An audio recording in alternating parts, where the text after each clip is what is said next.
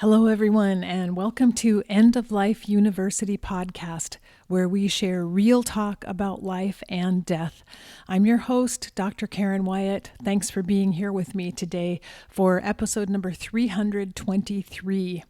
Today, in a few moments, I'll be sharing an interview I did, really a conversation I had with my dear friend Suzanne O'Brien, and we talk all about self-care and why it's important right now in 2021 and kind of dive deep into that topic. So I'm looking forward to sharing that with you. But first, a couple of announcements. I want to let you know Martha Callahan, who wrote the book A Death Lived, and I interviewed her last year, is relaunching her book with a virtual Zoom party on November 11th, and you can sign up for it. It's free to attend.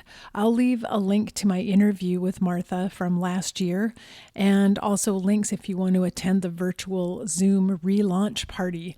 I'm attending that on November 11th, and so you can get the book, you can show up for the relaunch party if you're interested, and also listen to my interview with Martha from last year. So come to the show notes at eolupodcast.com, and you'll find all the links you need there. Next, a reminder that I have a new podcast called What Really Matters, Everyday Spirituality. I'll leave a link for that as well if you're interested in hearing more about some spiritual messages that I like to talk about. You can subscribe to that podcast as well. And then I would like to thank Sandy Jane Stacy for becoming an annual supporter of the podcast on my page at patreon.com/EOLU. Thank you so much. And thanks to everyone else who has joined the team there and making contributions to help keep the podcast on the air. So with all that being said, we'll move on to my interview with Suzanne. And remember to stay tuned afterwards. I'll come back with a few takeaways and to say goodbye. So here we go. Today, I am so very happy to be welcoming back to the podcast my friend and frequent guest, Suzanne O'Brien. And most of you probably know Suzanne if you've listened to this podcast for very long, because I talk about her work a lot. But I'll just read a little bio for anyone who isn't familiar with Suzanne. She is a hospice and wellness nurse, an international speaker, and best-selling author. And Suzanne is the founder and creator of the International Doula Givers Institute, which she began way back in 2008 with doula givers trainings. She has traveled the world educating and helping build training programs to help support communities globally. In 2015, Suzanne was awarded Worldwide Leader in Healthcare by the International Nurses Association for creating doula givers. And Suzanne and I have talked a lot about doula givers and the need for doulas in our communities and around the world. And today we may touch a little bit on that, but we're also going to focus in on self-care, and I'm really looking forward to that topic. So you can learn more about Suzanne and what's going on in her world right now at the website doulagivers.com. So Suzanne, hello and welcome. It's so nice to talk with you again. Oh, Karen, thank you so much for having me. It's like, this is something that I needed so much. So I am really happy to be here. Yeah, same here. We taught a class together in the fall of 2020, but then I can't believe more than a year has gone by and we've hardly communicated. So you're right, we're overdue for this conversation, and I'm really glad you could join me. Yeah. And I think that kind of leads us into, the self-care is that you never really know, what is going to happen in life. And obviously we all know that the world has been such a intense, heavy place. But we're almost going on 2 years now. And so many of things, like you said, we taught the class a year ago. And then in my world, so many things were happening that I ended up relocating twice and, didn't know that was going to happen.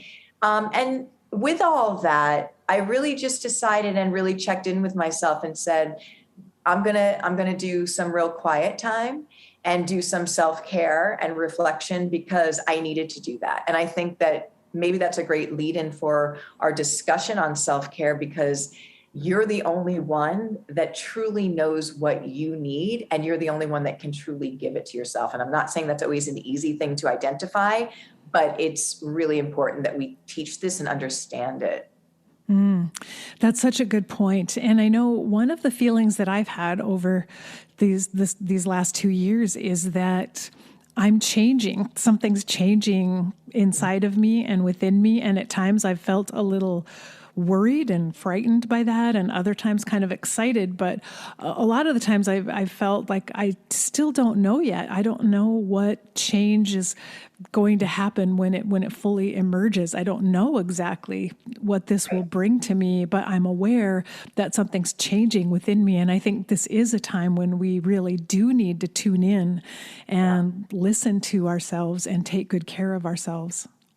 Yeah, I think that's a very important, because that's really exactly how I felt, that things changed for me in my physical location, which, I didn't really want. And I'm saying that because I feel like in our lives, there's always going to be elements that we can't control and that things are happening. And I feel like an element of really being able to say to yourself, I have to have faith in this, and I have to know, because this is really truly what I know working with people at the end of life and my own journey, is that the universe, God's source, whatever your belief system is really always working on your behalf to get you to that higher place.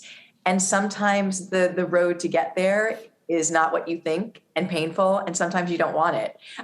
So to have that faith, but I think then what can you do? And you just said it, that you are in control of your self-care and checking in with your body system and what do you need? And that is something that we can always do no matter where we are. It's really interesting. I think that the universe has led all of us on our individual unique journeys. We've all around the world gone through this pandemic experience. And so there's something really powerful and almost awe-inspiring, I guess, about that this moment, something's happening around the world, and we may not even understand it or get it right now, but this isn't just, something changed in my life, something changed in everyone's life. And so we do need to pay attention. Things are changing and shifting and happening here. And so pay attention to ourselves and what we need, but watch what's unfolding before us all around the world. I agree, Karen. I think there's a couple of things that you said there that I just want to highlight, is that, and I keep hearing, you have to be still and quiet to be able to hear. And what I mean by that is you have a higher guidance system. And if we're constantly running or, doing this and doing that, like we normally have lived our lives, we can't really tune into that clearly and hear it the way that we're supposed to be hearing it. And of course, that goes with self-care practice and those kind of things. But like you said, this is happened to each and every person in this entire, on this planet, has been part of this pandemic and this shift. And has so many beautiful lessons if we allow it. And then the other thing that I always want to hold on to and share is that growing is painful. It can be painful. And I know there's uncertainty, and I know we've gotten really uncomfortable, but it's within that shake things up to be able to come out on that other side so much better. And I think that's part of what we're maybe experiencing right now, is that we can't see what the other side is going to look like. We're still in the midst of the turmoil in many ways. And we look around us and we feel despair about things that we see in our society, but we have to keep trusting that we're headed somewhere. Things are changing. We're moving in a different direction. We just don't know exactly what that's going to look like yet. That's right. That's right. So I think the self-care is perfect to talk about now, because what can we do? And for me, and I'll just use myself as an example, it's so interesting because, so I'm a registered nurse is my background, and we know what to do, right? I mean, most of us know what to do. We know to eat healthy, and we know to exercise and drink a lot of water, and yet we don't always do it. Mm-hmm. So we know, and it's so interesting how the body and habits and the mind works. And so for me saying, okay, what is my practice? And I know showing up in this space at the end of life, so working in the end of life with doula givers before the pandemic, we were really busy because for the most part, we really don't have death as a part of our culture right now. We treat it like it's optional and it's showing up late. So there was a lot of work before the pandemic. When the pandemic hit, we had so many people reaching out to us because of the fear, because everyone was aware that we'll be affected and really showed up, as much as we could. Absolutely. And I think that after a long period of time, and then when I got displaced from my home and like things were happening, and I was seeing, I was like, okay, what's happening here and what do I need? Because it was time for me to do the self-care, but very important to understand that we've got to be, implementing that on a regular basis if you can, and things that don't take long to balance out your nervous system, to make sure that you're filling yourself up, because you can't give out what you don't have. And this has been something that I've been learning during this time very much. Yes, I would say that too. I think it became of even greater importance to make sure we were taking care of ourselves, like physically, emotionally, spiritually, during these last couple of years while we coped with the pandemic, because it was one thing we could control. I think you mentioned, while everything around us feels out of control and we have no power over changes happening around us outside, at least we could take charge of ourselves and our habits and our practices, at least, and hopefully make those positive for ourselves.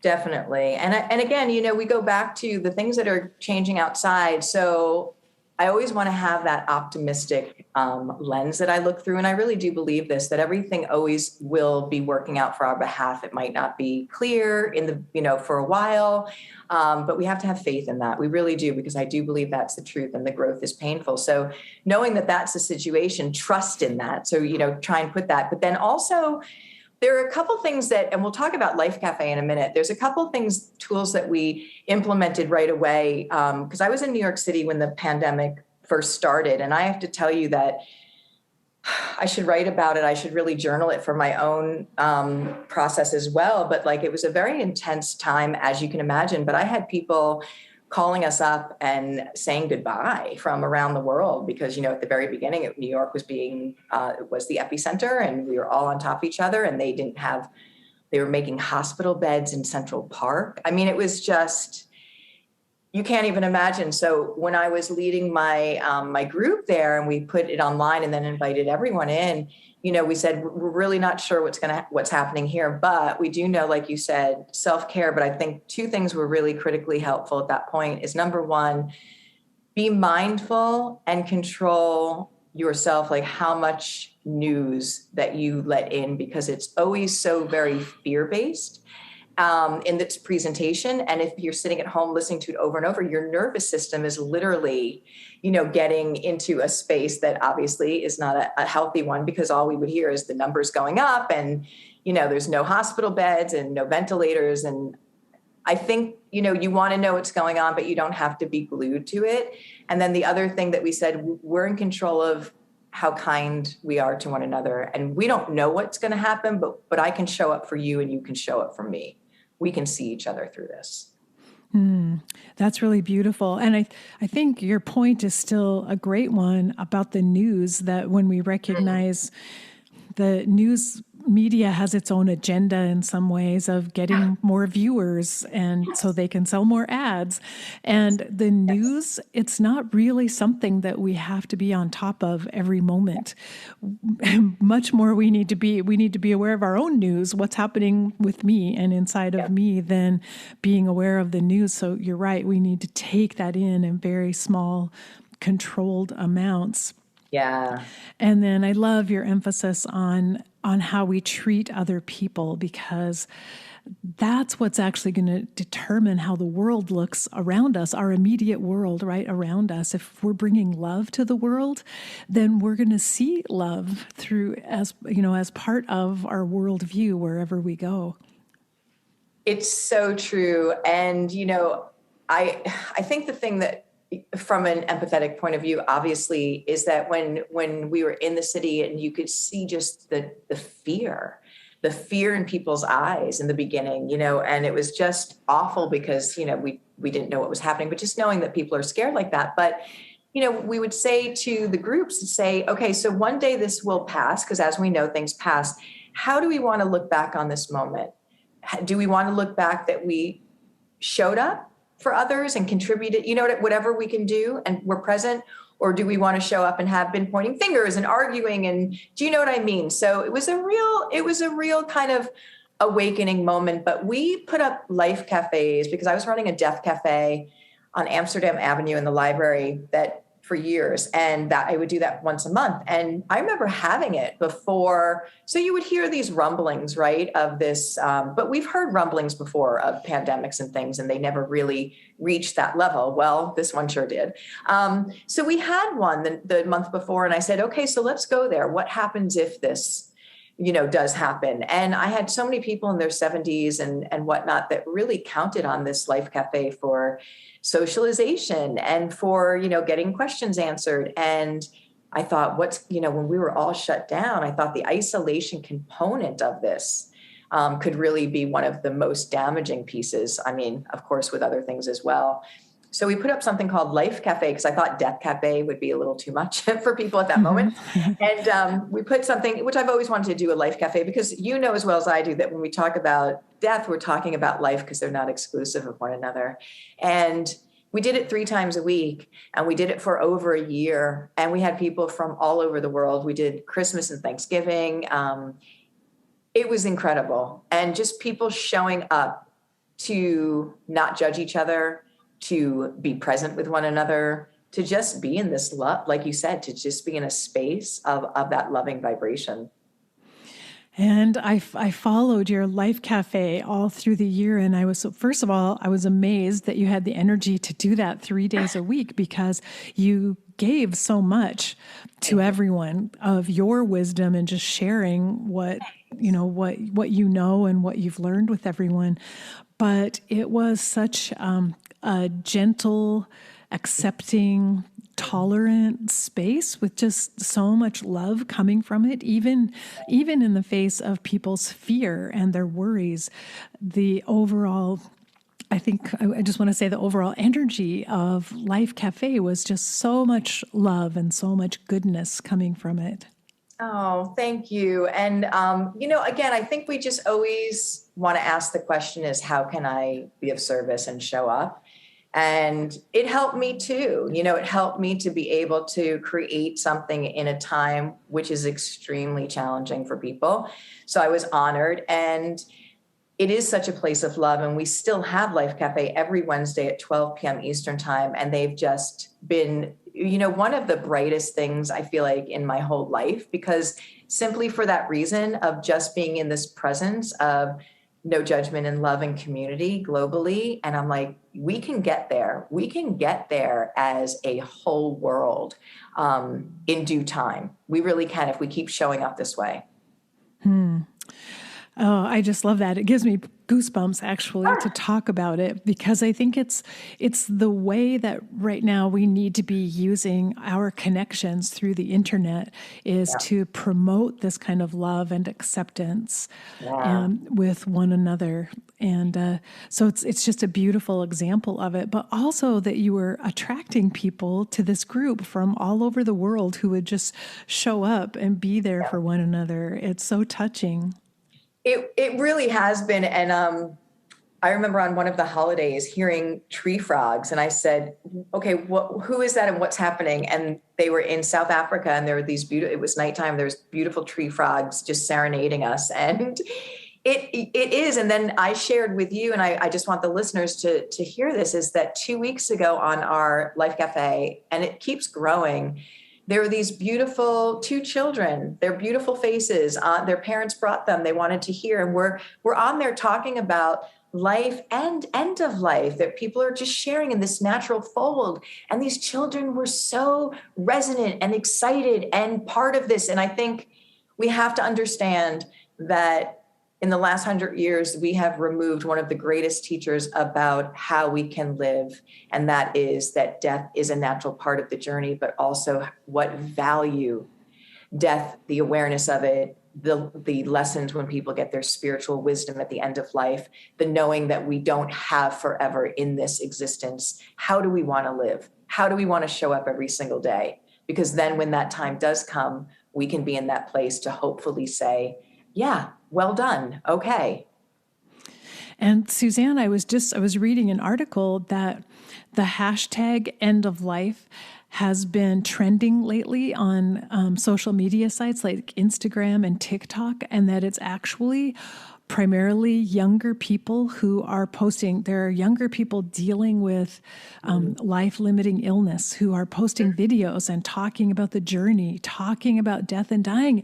They're getting millions of views from other young people. And so the fact that you've had children tune into Life Cafe, it just tells me that the world is shifting. Yes. Those of us who are kind of on the other end of the curve, in a way, we need to be aware. There are a lot of young people coming up who want this information. So we have to make sure it's there for them. We may find resistance still from baby boomers and older to getting this information, but there's a lot of young people who are ready for it and hungry for it. And that's something we need to prepare for also. Yeah, and honor that. I often will talk about how right now we're this dysfunctional relationship with death right now is from that generation that quote unquote tried to protect the children from death, didn't let them see it, told them that grandma was sleeping, whatever craziness was part of that. And I know everyone had good intentions, but one of the greatest things we can do for our children is be honest with them. Of course, age appropriately, but allow them to know that death is a natural part of this life cycle. Because I know, and I tell this so many times, is that when I started to be a hospice nurse, the first day that I went out with, because I talk, people often ask me like, did you have a lot of death in your family? How did you become this? And I had none. Like when I looked back on it, there wasn't anything, but there was a calling. And when I was a young nurse, I kept hearing, go to hospice, go to hospice. And I literally just said, you know what? I'm just going to see what this is. I haven't been able to figure the whole thing out, on my own, because they tell you to do this job and it's great. And I liked being a nurse for sure, but I knew I didn't hit my complete, calling or purpose. And when the first day I went out for hospice, I said, I'm in the exact place I'm supposed to be in my life.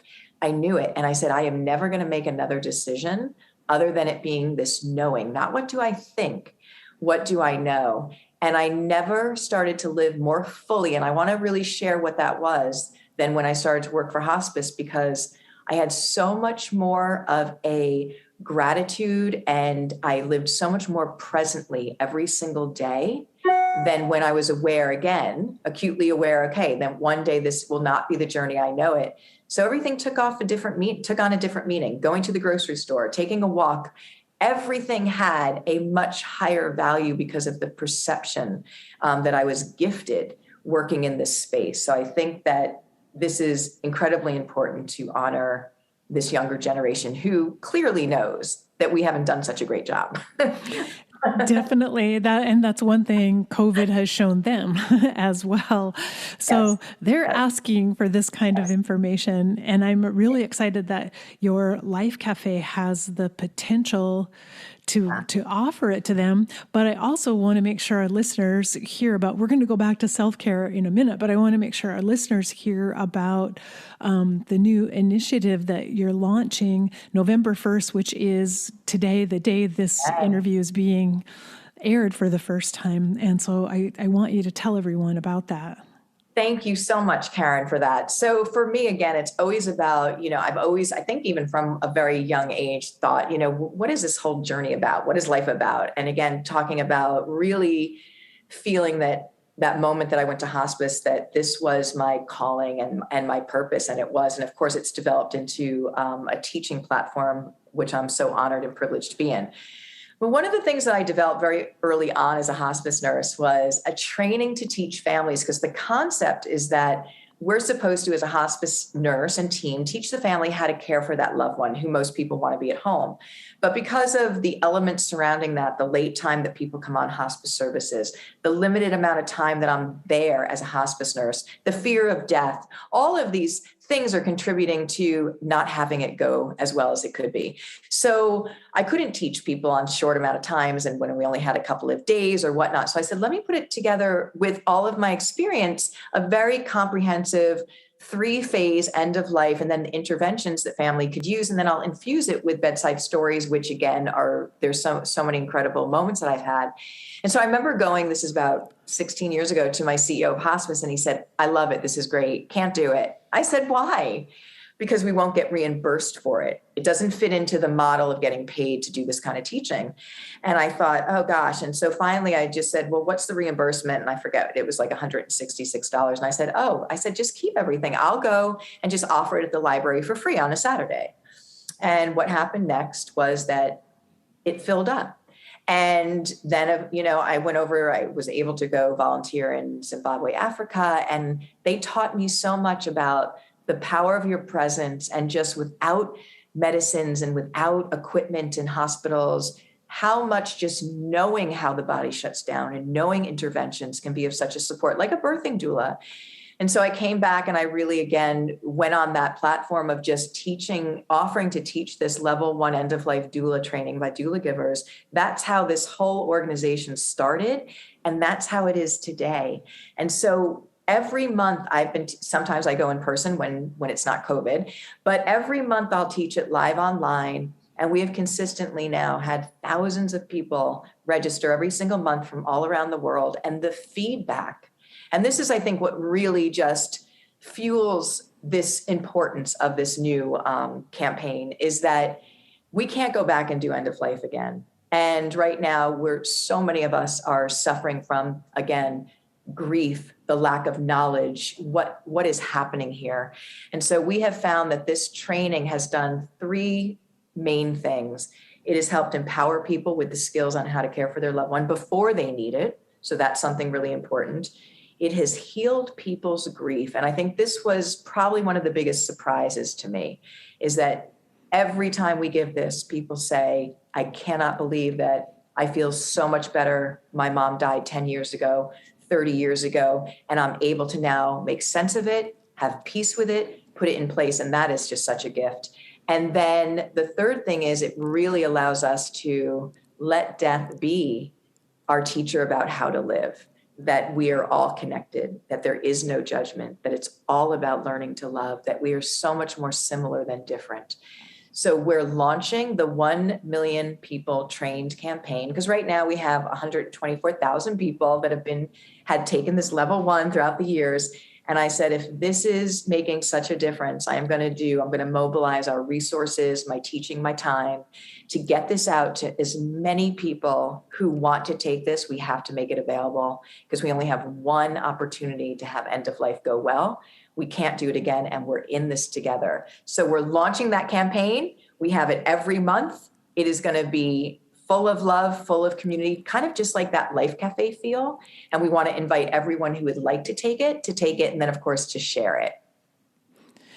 And I think that's so beautiful and so perfect, Suzanne. And the fact that you've gotten such a positive response, even in terms of helping people process their grief, it just tells me this is an unmet need that people have held on to for years and years. And finally they're getting the opportunity to do some of this work. So it's so important. And to also hear that you've attracted people from around the world. So it isn't just in our society that people have these needs. It's everywhere.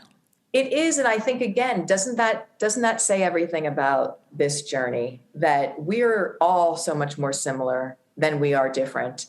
And I think getting back to that awareness, and again, those basic, what I call, universal laws of compassion and not judging each other and being just kind with one another. So I think when we give this for free, I think that speaks volumes in and of itself as well, because we just don't want it to be where only people here can have it or only people who can afford to take a class can have it. No, this is something that has the potential to completely change somebody's experience that they can't go back and do again, which has a ripple effect. And so we just signed on with a beautiful organization to support them in Santiago, Chile. So it's being translated as we speak into Spanish.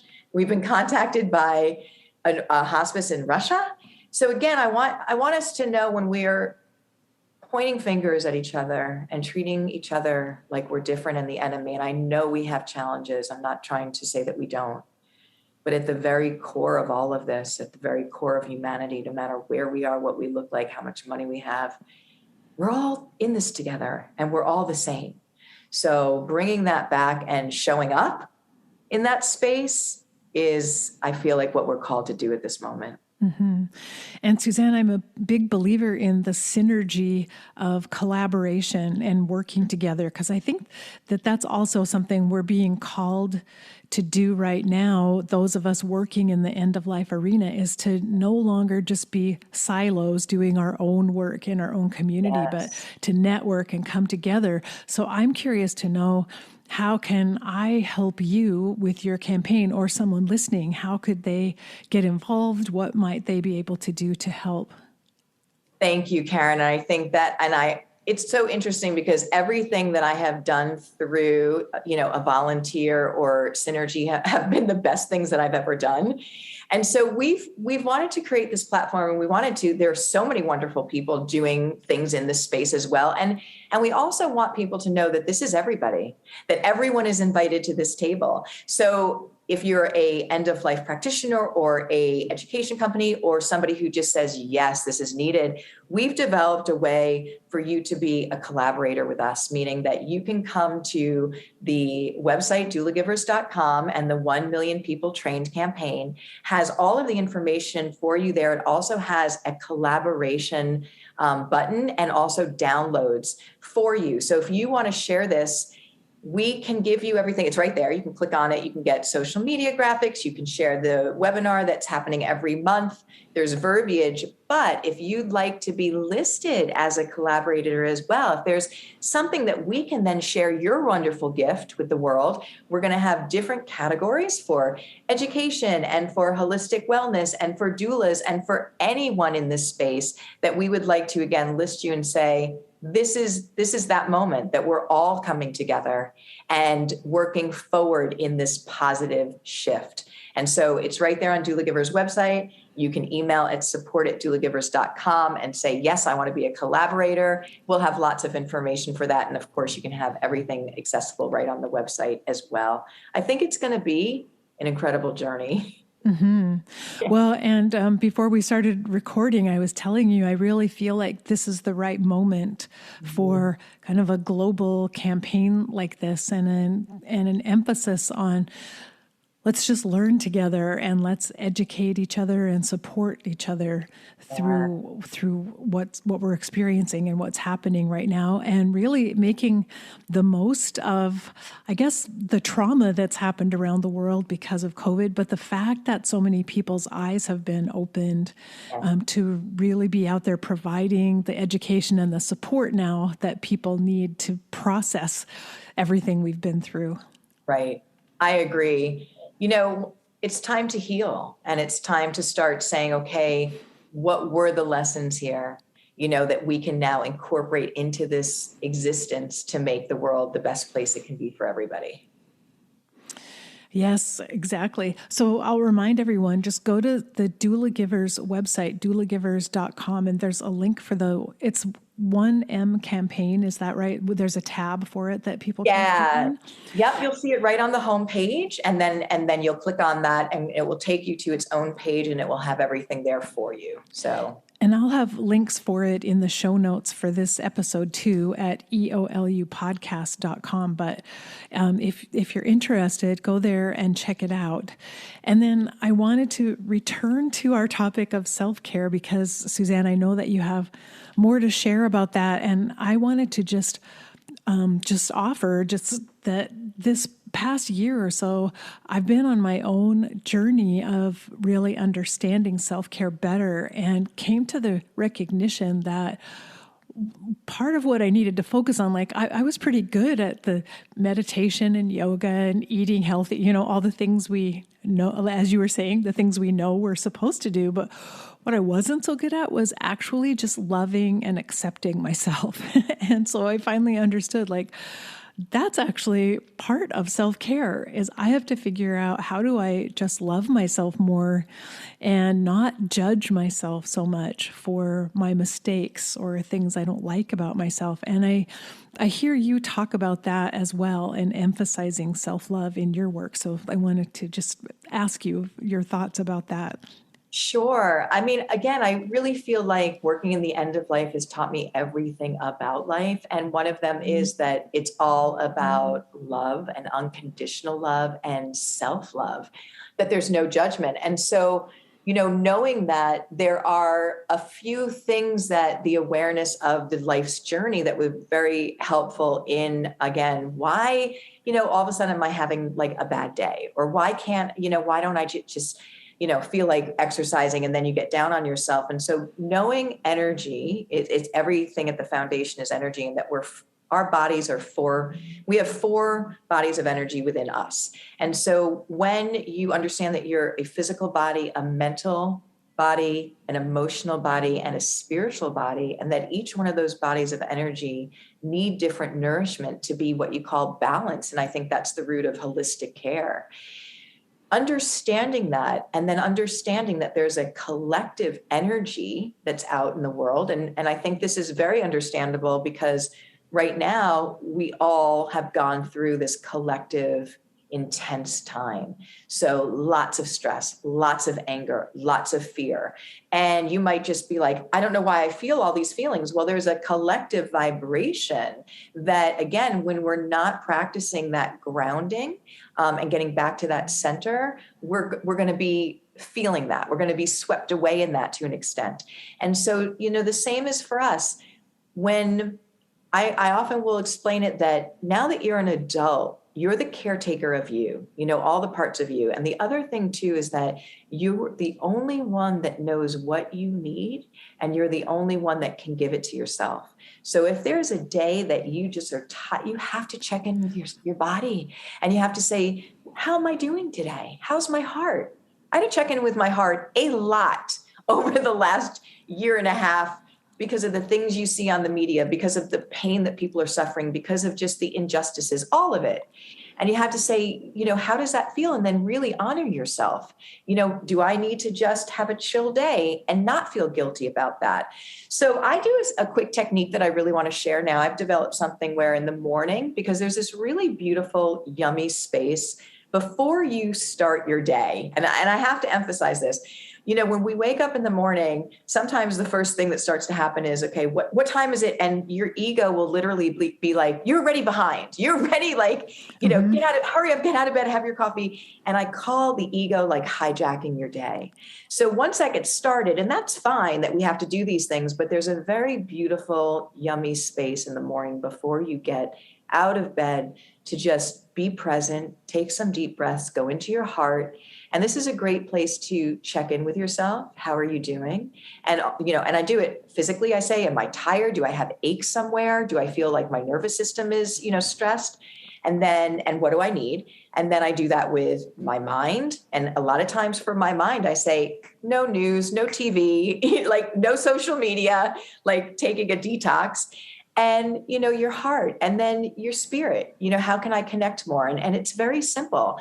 I go for walks often. I just, gaze at nature. It's so healing to do these little things. But when I do it on a regular basis, and it can take 10 minutes, and then I check in at night and do some gratitude as well. It keeps things really before they get to a place where it's a crisis or it's really intense. Because again, I'm the only one that knows what's happening within me, and I'm the only one that can give this body and mind and all of it what it needs to become nourished and balanced. I love that. And that's such a good reminder. I was thinking of how often in the mornings, as soon as my eyes open, I grab my phone and I start looking at my emails or social Yeah. media, and how terrible that is. I'm wasting that beautiful space in the morning by going into a place that's just going to create more stress and negativity for me.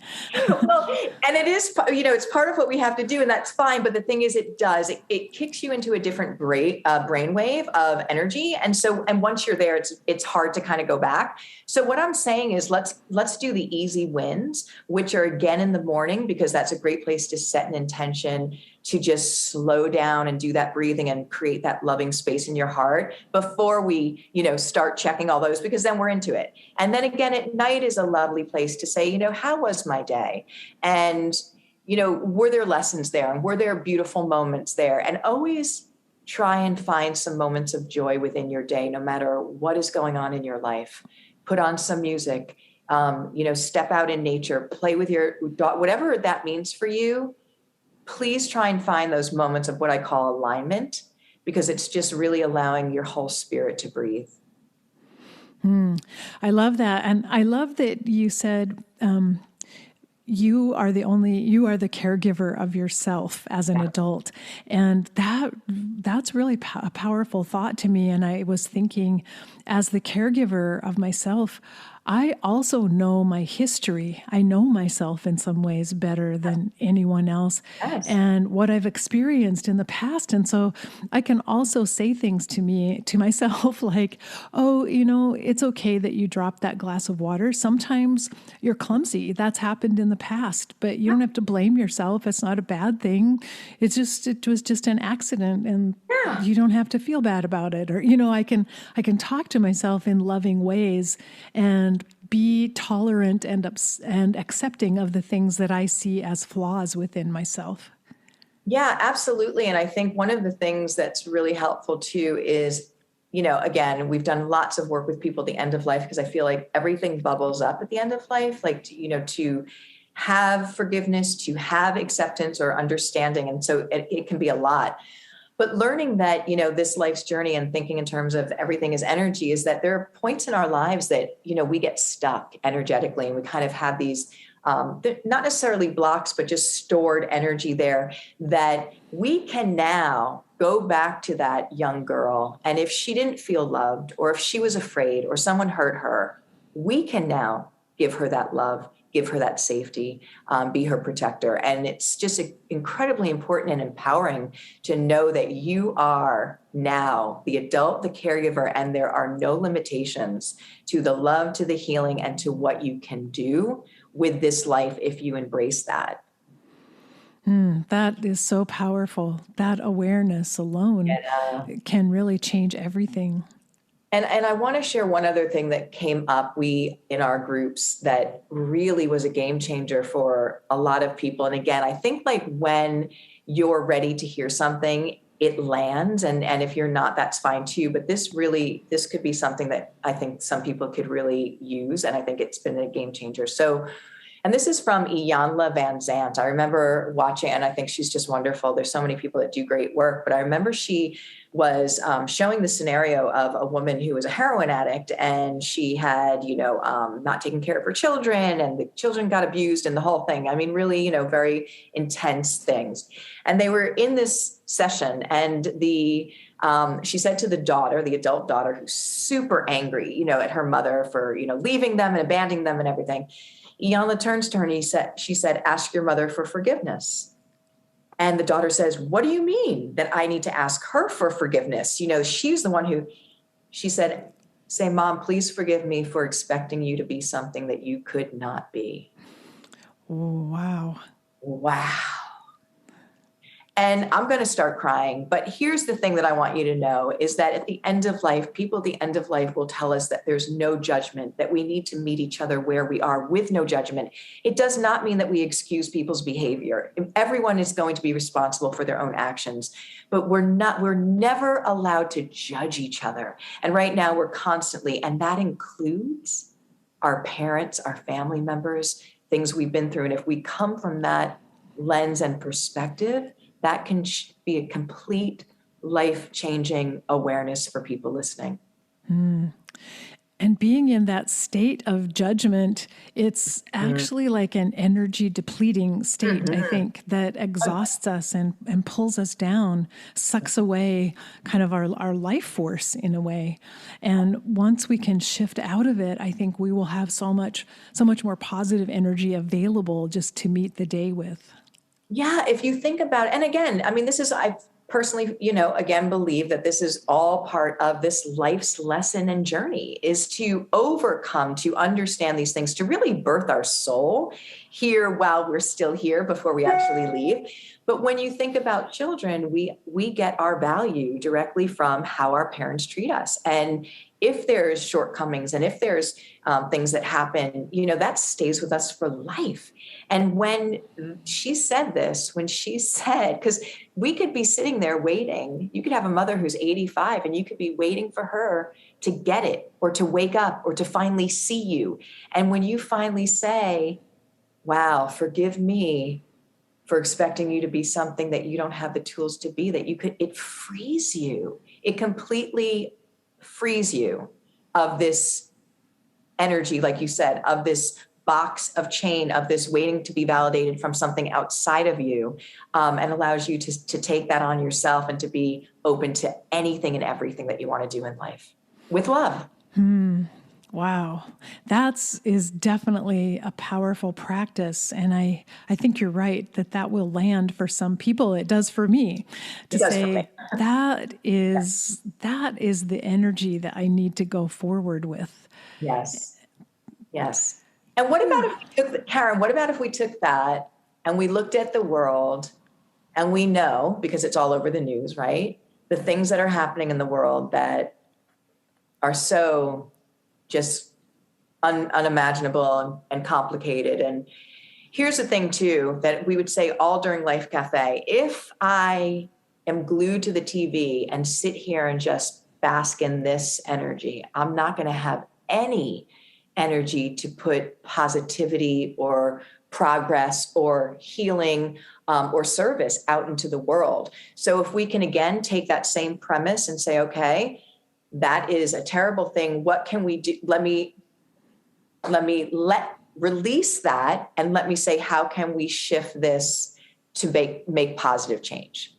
It allows me to not sit in that anger and that place that's going to kind of keep me trapped it's only going to have that kind of yelling back and forth and being angry, which absolutely understand the pain, but don't we want to make the changes? Don't we want to say, okay, not acceptable. What can we do?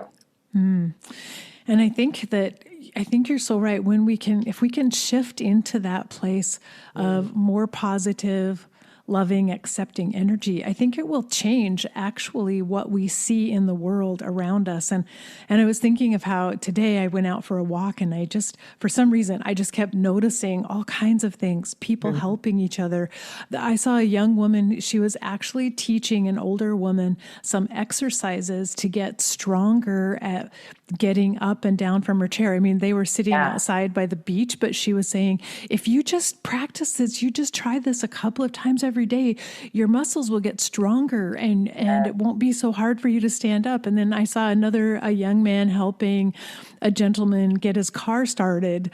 And it's like once you start to see through different eyes, you start noticing how much love there is already all around you that you might have missed before. You might never have even noticed it or heard what someone was saying or have recognized that it's there around you. It's so true. When you change the way you think and the way you see, what you see changes. And what a beautiful world this is. It really is. There's so many wonderful people in it, and people are good. I know that you wouldn't really think that on the whole based on the news, but that's just, they want, that's their whole thing to get you to watch. And I understand there's a lot of things going on, but there's so many good things going on. There's so many wonderful people, and I want to put my attention on that. And that's like the ultimate self-care that we need in a way, is like changing our outlook, Right.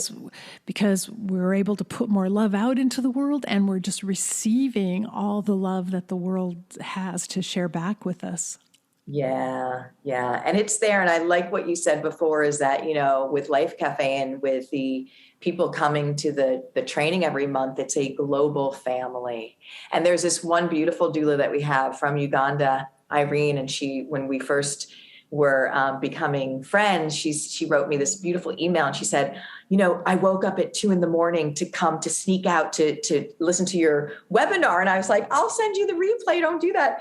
And we just became, and having her tell her story from where she lives, with her grandmother, and saying how they need support there. And she's going to be that person that educates her community, just the way that we are all together in this humanity, and remembering that, and how just seeing and hearing each other and being kind, that's all we need to do. That's all we need to do. Mm-hmm. It'll change the world in a heartbeat. And if a virus can quickly spread all around the world, imagine how much faster love can spread all around the world. Yes, I agree. And with people, sometimes they need to understand that there's only love and there's only fear, right? There's only really two emotions of energy that are out there. And under fear comes that, anger and hatred and guilt and shame and all of those things that we see. And when somebody shows up in a space that is, in that energy, maybe they're really wanting to be loved, because at the core, I feel like everyone is. And I'm not excusing anyone's behavior, because everyone's accountable for their own behavior. But I'm saying, if we showed up, again, trying to not judge people and just meeting and maybe saying there might be a really scared person in there, that has the potential to actually change them completely. And again, it's not our agenda. It's saying that, but if we yell back at them, then we're just in the Tom and Jerry. But if we can show up again in that love space, and be that reflection of who they truly are, because we are all connected at the core of this, that is where the defining energy lies. And I think it's just a few principles that we need to incorporate. And I think, like you said, this can be spread so much quicker than the coronavirus. Yes. Well, that's so beautiful, Suzanne. And I really do feel so excited about your campaign to train 1 million people around the world. And I'm in complete agreement. I think that part of the key of being able to grow spiritually is being able to come to terms with our mortality. I think it's really important that those two are connected. So I'm very excited about your campaign and being able to assist in any way I can. Let's help get 1 million people around the world trained and see how fast we can spread this message. Yes, let's do it. And it's our campaign, because this is our journey together. So I love that, Karen. And I thank you for all the wonderful positivity you put out in the world. And and it's been such a gift to talk to you today. Oh, I feel the same way. We can't wait so long. Yeah, absolutely. And what we'll do is when we get to that 1 million, everybody, we'll have some in-person wonderful celebrations. Yes, that'll be amazing. Well, Suzanne, thank you. Thanks for taking time out to talk with all of us today and share your news, but also inspire all of us with ways we can do a better job of taking care of ourselves and loving ourselves. It has been just a pleasure. Thank you so much, Karen. You're welcome, Suzanne. Goodbye. Bye-bye. I hope you enjoyed my conversation with Suzanne O'Brien. I always love talking to Suzanne, and we could go on for hours and hours just diving into these topics that we like to discuss that deal really with spirituality and how to live a better life while we are facing the fact that we're mortal and preparing ourselves for the end of life. So one of the most urgent takeaways I feel from our conversation is about the importance of love. The fact that what we really need to be showing up with right now at this time in our own lives and in our history is love, as much love as possible. And that's love for our fellow man, love for humanity, love for this planet, love for life itself, and love for ourselves. And truly, we can't love anything or anyone else if we don't figure out how to love ourselves. So the ultimate self-care is self-love. And one of the things I'm working on and talking about in my What Really Matters podcast is the idea that we have to do our own inner work on the shadow in order to achieve deeper levels of love for ourselves. So that includes healing old wounds, practicing forgiveness, and just clearing out whatever resentment and pain and negative energy we're holding within ourselves. So if you're interested in talking deeper into the spiritual aspect and how we actually do that kind of healing, you'll find that in my What Really Matters podcast that I'm leaving a link for in these show notes. But short of that, I just want to encourage everyone to be thinking about the idea that love is what we're here for. And I say that every single week in my closing, that's really what life is about. If you want to know your purpose, start there. I'm here to figure out how to love better. And I have to begin by loving me, even with all my flaws and all my weaknesses and my mistakes that I've made in life. I have to figure out how to love me, forgive me, accept me just as I am, and then immediately turn around and shine all of that love and forgiveness and acceptance out to the rest of the world. That's the most important thing we can do with our time, no matter what career we have, no matter what else we accomplish in this life. Focus on the love above all. So remember, I'll be here next week with another interview and another topic for you. If you enjoy this content, please tell other people about it. You can share individual episodes or just refer people to the podcast in case they'd like to subscribe as well, because in that way you'll be helping us to grow this community of like-minded people who are trying to live their best lives by becoming more aware and more comfortable with their mortality. And you can also add your support by subscribing and leaving a rating and review wherever you happen to listen to podcasts.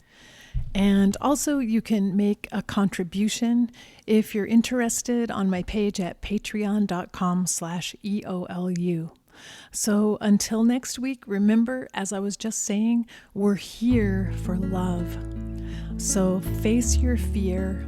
Be ready for whatever life brings you next, and love each and every moment that you get to be here in this amazing lifetime. Bye-bye.